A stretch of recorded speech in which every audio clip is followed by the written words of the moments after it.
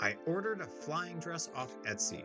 I had it delivered to my school, and within 24 hours, two of my students were running through the hallways with it on. This video is a full behind the scenes of what happened when we actually took it outside and tried to make something real with it. A casual shoot, a flying dress shoot, same night, same two girls on top of a parking garage at sunset. Here's what it looked like. I attended a class at Shutterfest where they were using a flying dress with high school seniors, and I thought, man, this would be really cool. I've always wanted to try one of these dresses. So I pulled the trigger and bought this dress on Etsy.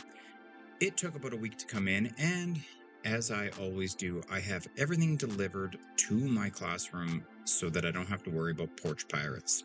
And I usually am excited about what happens when I get a package, so I open it up, usually in front of the students. I have a couple of students, Lisa and Callie, who are a lot of fun to have in class, and it turns out Lisa is actually a model with the agency that I've been working with all winter, and Callie is just her friend that is also in the class. They were very good sports when I said, try this on, see how it fits. And then Lisa suggested that she should shoot in this dress, and I thought, why not? I wanted to try it anyway, so I organized a shoot. We picked a nice night to go and shoot on top of this parking garage.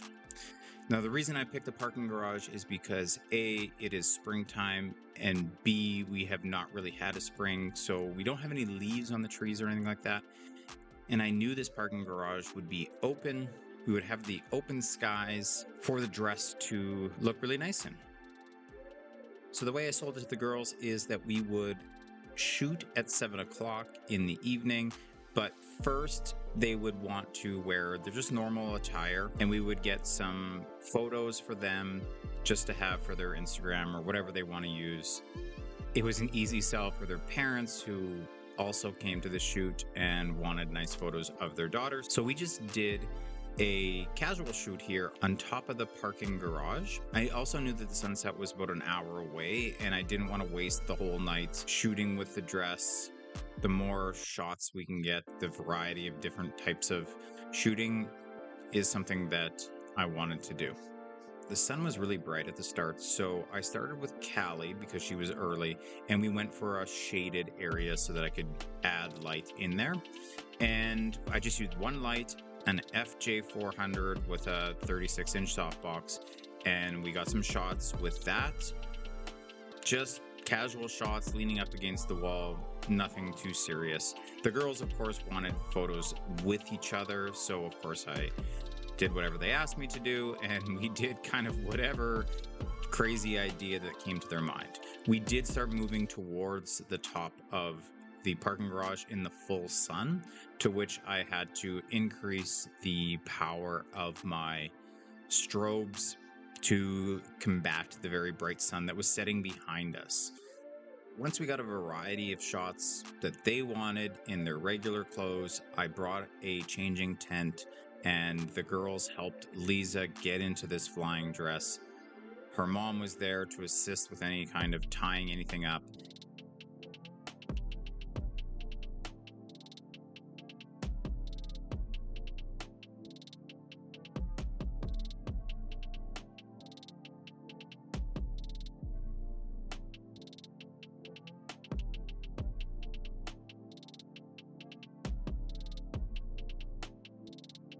We moved to this building that had this glass panel with the sun reflecting and the blue skies kind of reflecting into this glass panel.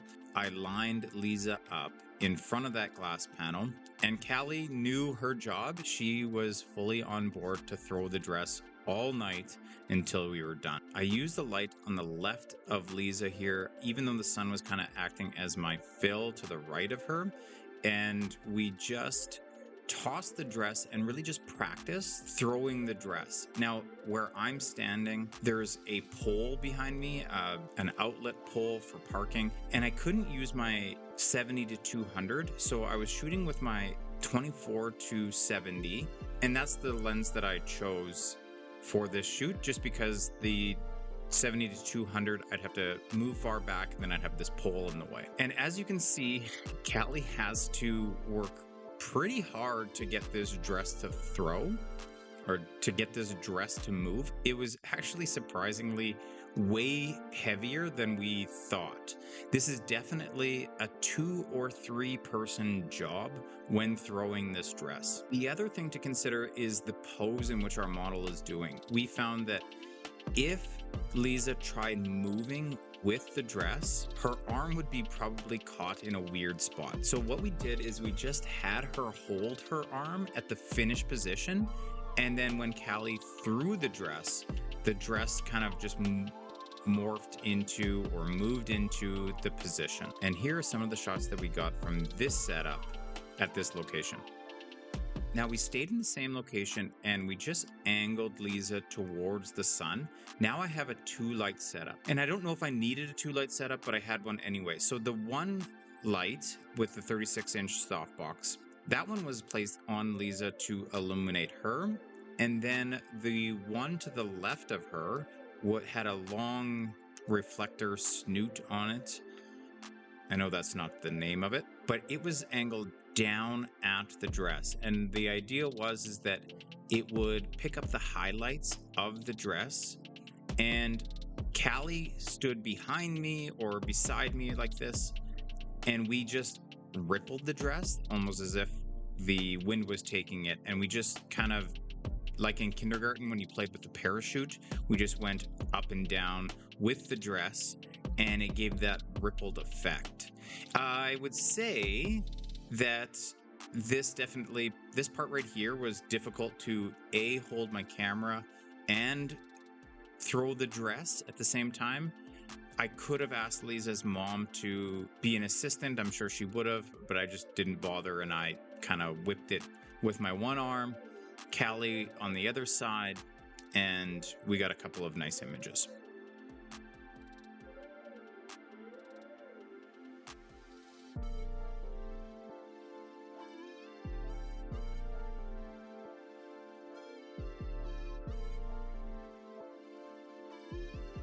As the sun was setting, we moved so that the sun was going to be directly behind Lisa. So her body was going to block the big ray of the sun, hopefully.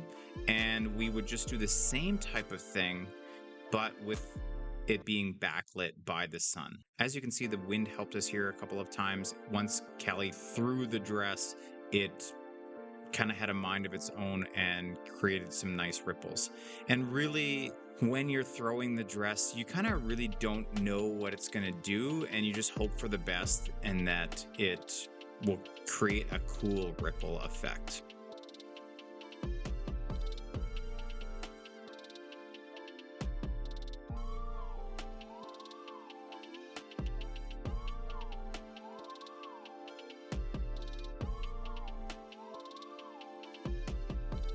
Now, as we were working with the dress with the sun behind us, Lisa's mom came over to look at some of the photos, and she said, "Well, I'm not a photographer, but if you turn around, the sun is really nice on the other side here." And she was not wrong. We worked our way over to the plug-in pole for cars in the wintertime. If you don't know, in Canada, we have to plug in our cars to keep them from freezing up in the wintertime. And I didn't actually use any of the lights that I have here standing around. So we just used natural light, and we had her stand on this pole. She is more athletic than I am, so she was able to balance quite well. And then Callie just kind of moved the dress periodically. We didn't whip it high or anything like that. And we've got a couple of really nice images from her standing here. Then, as Lisa came down off of this, she said, "Oh, wouldn't it be cool if I laid down on the cement and we had the dress kind of spread out around us?" And I was not really digging this idea at all. But then when she sat in the sun and Callie kind of moved the dress around, I thought, oh my goodness, this is such a nice image. So I stood on this green pole and I shot from top down a couple of shots without losing my balance. And then I kind of came down to her level and got a really nice couple of shots with her sitting on the cement with the dress and the beautiful glow of that golden hour kind of upon her.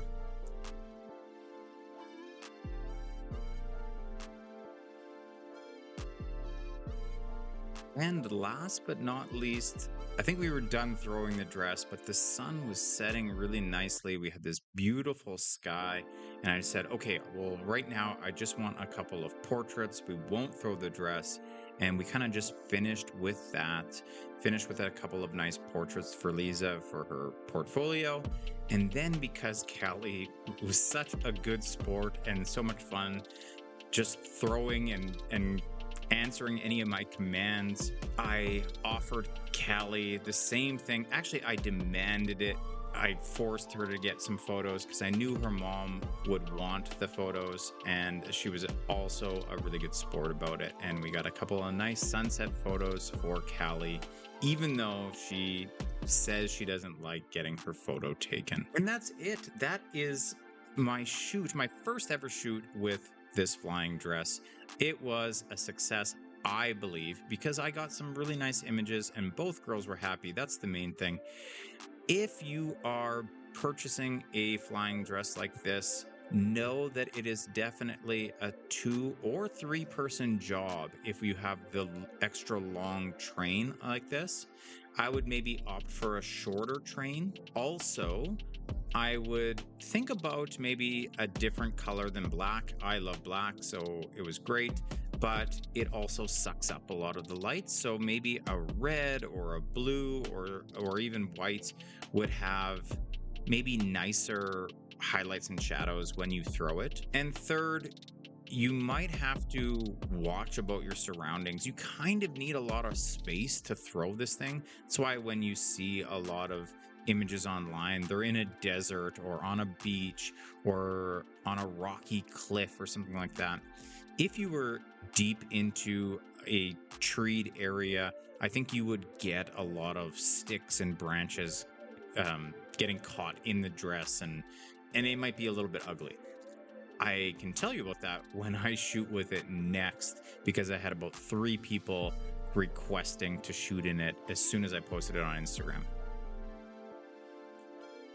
And that's my video. Thanks for walking behind the scenes with me. My name is Chris Hartman. I am a high school teacher, but I'm also a photographer, and sometimes those worlds, like tonight, mixed into each other. If you like this video, if you thought it was helpful or anything like that, leave me a comment, like, subscribe, do all those things. And I hope to have a bunch more videos because grad season is just starting and I've got a massive lineup of shoots coming up. So I hope to bring you behind the scenes for those videos. Until next time, have a wonderful week.